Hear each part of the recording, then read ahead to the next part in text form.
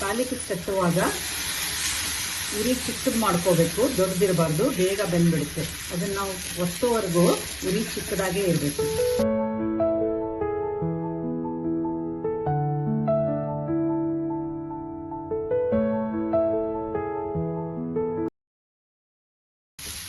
ಎಲ್ರಿಗೂ ನಮಸ್ಕಾರ. ನಾನು ಉಷಾ ಶೆಟ್ಟಿ, ಕನ್ನಿಕಾ ವ್ಲಾಗ್ಗೆ ಸ್ವಾಗತ. ಇವತ್ತಿನ ವಿಶೇಷ ತಾಲಿಪಿಟ್ಟು. ಬನ್ನಿ ಬೇಕಾಗಿರೋ ಸಾಮಗ್ರಿಗಳನ್ನ ನೋಡೋಣ. ತೊಳೆದಾಕಿರೋ ಅಕ್ಕಿ 3 ಲೋಟ. ಇದು ದೋಸೆ ಅಕ್ಕಿ ಇಲ್ಲ ದಪ್ಪ ಅಕ್ಕಿ, ಯಾವುದೇ ಒಂದು ಅಕ್ಕಿನ ತೊಳೆದಾಕಿ ಅದನ್ನು ಒಣಗಿಸ್ಕೊಳ್ಬೇಕು. ಆಮೇಲೆ ಇದು ಸೌತೆಕಾಯಿ ತುರಿ. ಸೌತೆಕಾಯಲ್ಲಿ 2 ತರ. ಇದಕ್ಕೆ ಮುಳು ಸೌತೆಕಾಯಿ ಅಂತಾರೆ. ಈ ಸೌತೆಕಾಯಿನ ನಾವಿಲ್ಲಿ ಉಪಯೋಗಿಸ್ಬೇಕು. ಯಾಕಂದ್ರೆ ಇದರಲ್ಲಿ ಪರಿಮಳ ಇರುತ್ತೆ. ಅದನ್ನು ನಾವು ತಾಲಿಪೀಟಿಗೆ ಹಾಕಿದಾಗ ತುಂಬಾ ಚೆನ್ನಾಗಿ ಸ್ಮೆಲ್ ಬರುತ್ತೆ. ಅಷ್ಟೇ ಅಲ್ಲ, ಇದಕ್ಕೆ ನೀರು ಬಿಟ್ಕೊಳ್ಳುತ್ತೆ. ಈ ನೀರಿನಿಂದ ತಾಲಿಪೀಟು ಮೆತ್ತಗಾಗುತ್ತೆ. ಸಿಪ್ಪೆ ತೆಗೆದು ಅದನ್ನ ಹೆರ್ಕೊಳ್ಬೇಕು. ತುರಿದಿಟ್ಟಿರೋ ಹಸಿ ಕೊಬ್ಬರಿ, ಬೆಲ್ಲ, ಉಪ್ಪು, ಫ್ರೈ ಮಾಡಲಿಕ್ಕೆ ಎಣ್ಣೆ, ಕಲಿಸ್ಲಿಕ್ಕೆ ಎಷ್ಟು ಬೇಕೋ ಅಷ್ಟು ನೀರು, 1 ಇಂಚು ಶುಂಠಿ ಕಟ್ ಮಾಡಿ ಇಟ್ಕೊಂಡಿದ್ದು, ಕೊತ್ತಂಬರಿ ಸೊಪ್ಪು, ಕರಿಬೇವಿನ ಸೊಪ್ಪು, ಚಿಕ್ಕದಾಗಿ ಕಟ್ ಮಾಡಿರೋ ಒಂದು 7-8 ಹಸಿಮೆಣಸಿನಕಾಯಿ ಹಾಗೂ 2 ಈರುಳ್ಳಿ ಎಲ್ಲಾನು ಸಣ್ಣದಾಗಿ ಹೆಚ್ಚಿಟ್ಕೊಳ್ಳಿ. ನೀವು ನಾಳೆಗೆ ತಾಲಿಪಿಟ್ಟು ಮಾಡಬೇಕು ಅಂದ್ಕೊಂಡಿದ್ರೆ ಇವತ್ತು ರಾತ್ರಿನೇ ಬೇಕಾದ್ರೆ ತರಿ ಮಾಡ್ಕೊಂಡು ಇಟ್ಕೋಬಹುದು. ಈಗ ಮಾಡುವ ವಿಧಾನ. ಮಿಕ್ಸರ್ನಲ್ಲಿ ಒಣಗಿಸಿರೋ ಅಕ್ಕಿನ ಹಾಕೊಳ್ಬೇಕು. ಇದನ್ನ ಸಣ್ಣಗೆ ತರಿ ಮಾಡ್ಕೊಳ್ಬೇಕು.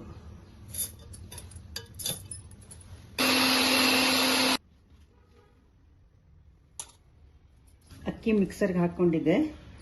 ಇದು ತುಂಬಾ ದಪ್ಪ ಇರಬಾರದು. ಇದನ್ನ ಸಣ್ಣಗೆ ರವೆ ತರ ಮಾಡ್ಕೋಬೇಕು.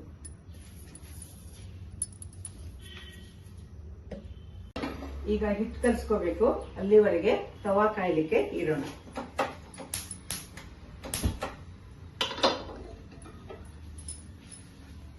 ಇಲ್ಲಿ ಈ ಎಲ್ಲ ಐಟಮ್ಸ್ ಅನ್ನು ಈ ಪಾತ್ರೆಯೊಳಗೆ ಹಾಕೊಳ್ಬೇಕು. ಕೊತ್ತಂಬರಿ ಸೊಪ್ಪು, ಕರಿಬೇವಿನ ಸೊಪ್ಪು, ಶುಂಠಿ, ಮೆಣಸಿನಕಾಯಿ, ಈರುಳ್ಳಿ, ಬೆಲ್ಲದ ಪುಡಿ. ಇದೊಂದು 2 ಚಮಚ. ನಿಮ್ಗೆ ಹೆಚ್ಚು ಬೇಕಾದ್ರೆ ಹೆಚ್ಚು ಹಾಕೋಬಹುದು, ಕಡಿಮೆ ಬೇಕಾದ್ರೂ ಹಾಕೊಳ್ಬಹುದು. 1-1.5 ಚಮಚ ಉಪ್ಪು, ರುಚಿಗೆ ತಕ್ಕಷ್ಟು ನೋಡಿ ಹಾಕೊಳ್ಳಿ. ಇದ್ರ ಜೊತೆಗೆ ಈ ತುರಿದಿರೋ ತೆಂಗಿನಕಾಯಿ ತುರಿನ ಹಾಕೊಳ್ಬೇಕು.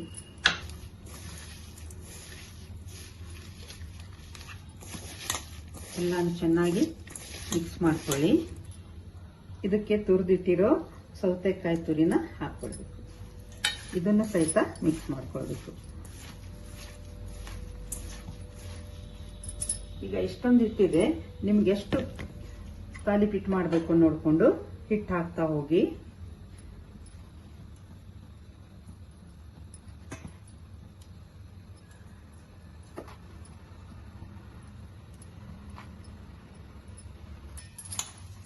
ಇದನ್ನ ಅಕ್ಕಿ ರವೆ ಜೊತೆಗೆ ಎಲ್ಲಾನು ಚೆನ್ನಾಗಿ ಗಟ್ಟಿಯಾಗಿ ಕಲಸಿ ಮಿಕ್ಸ್ ಮಾಡ್ಕೊಳ್ಳಿ. ಎಷ್ಟು ಬೇಕೋ ಅಷ್ಟು ನೀರು ಹಾಕೊಂಡು ಹಿಟ್ಟು ಕಲಸ್ಕೊಳ್ಳಿ.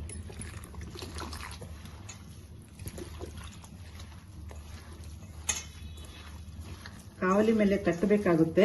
ತುಂಬಾ ನೀರು ಮಾಡ್ಲಿಕ್ಕೂ ಬೇಡ, ಇಷ್ಟಿದ್ರೆ ಸಾಕು.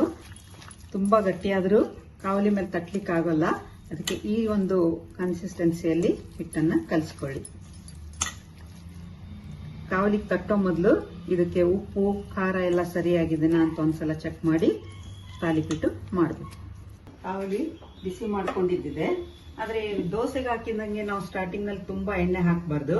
ಹಾಕಿದ್ರೆ ತಾಲಿಪಿಟ್ಟು ತಟ್ಟಲಿಕ್ಕೆ ಆಗೋಲ್ಲ. ಅದಕ್ಕೆ ಸ್ವಲ್ಪನೇ ಎಣ್ಣೆ ಹಾಕೊಂಡು 1-2 ಡ್ರಾಪ್ ನೀರನ್ನ ಇದ್ರ ಮೇಲೆ ಹಾಕಬೇಕು.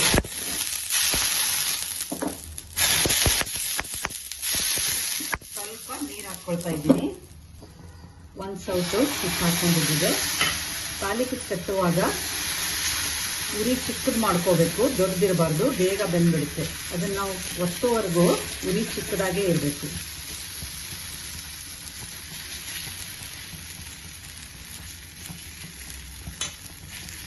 ಕೈಗೆ ನೀರು ಹಚ್ಕೊಂಡು ಇದನ್ನ ಅಗಲ ಮಾಡ್ತಾ ಹೋಗಿ ಎಷ್ಟು ತೆಳ್ಳಗಾಗುತ್ತೋ ಅಷ್ಟು ತೆಳ್ಳಗೆ ತಟ್ಟಬೇಕು.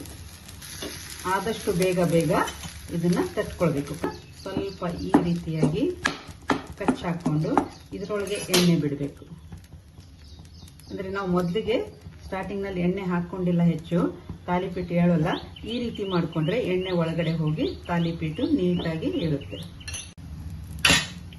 ಇದನ್ನ ಲಿಡ್ ಮುಚ್ಚಿ 2 ನಿಮಿಷ ಬೇಯಿಸಿ.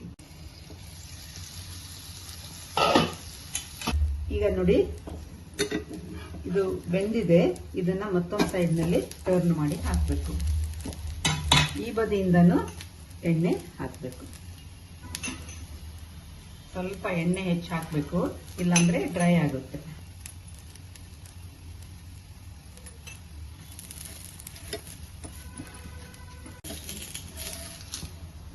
ಇನ್ನೊಂದು ಸೈಡು ಫ್ರೈ ಆಗಿದೆ. ಇದನ್ನ ತೆಗೆದು ಈಗ ತಟ್ಟೆಗೆ ಹಾಕೊಳ್ಳೋಣ. ಬಿಸಿ ತಾಲಿಪೀಟ್ಟಿಗೆ ತುಪ್ಪ ಹಾಕೊಂಡು ತಿಂದ್ರೆ ತುಂಬಾ ಚೆನ್ನಾಗಿರುತ್ತೆ. ಸೌತೆಕಾಯಿ ತಾಲಿಪೀಠು ರೆಡಿ ಆಗಿದೆ. ಇದು ಬೆಳಗಿನ ತಿಂಡಿಗೆ ತುಂಬಾ ಚೆನ್ನಾಗಿರುತ್ತೆ. ಸ್ವಲ್ಪ ತುಪ್ಪ ಹಾಕೊಂಡು ಬಿಸಿ ಬಿಸಿಯಾಗಿ ತಾಲಿಪೀಠು ತಿಂದ್ರೆ ತುಂಬಾ ರುಚಿಯಾಗಿರುತ್ತೆ. ನೀವು ಮಾಡಿ ನೋಡಿ, ನಿಮ್ಗೂ ಖಂಡಿತ ಇಷ್ಟ ಆಗುತ್ತೆ. ಇನ್ನು ಬೇರೆ ಬೇರೆ ತರ ತಾಲಿಪೀಠು ಮಾಡಬಹುದು. ಅದನ್ನ ಮಾಡೋ ವಿಧಾನನ ಸಿಂಪಲ್ ಆಗಿ ಹೆಂಗ್ ಮಾಡ್ಬೇಕು ಅನ್ನೋದನ್ನ ನಾನು ಮುಂದಿನ ವಿಡಿಯೋಗಳಲ್ಲಿ ತೋರಿಸ್ಕೊಡ್ತೀನಿ. ಈ ವಿಡಿಯೋ ಇಷ್ಟ ಆದ್ರೆ ಲೈಕ್ ಮಾಡಿ, ಶೇರ್ ಮಾಡಿ, ಕಾಮೆಂಟ್ ಮಾಡಿ, ಸಬ್ಸ್ಕ್ರೈಬ್ ಮಾಡಿ. Thank you.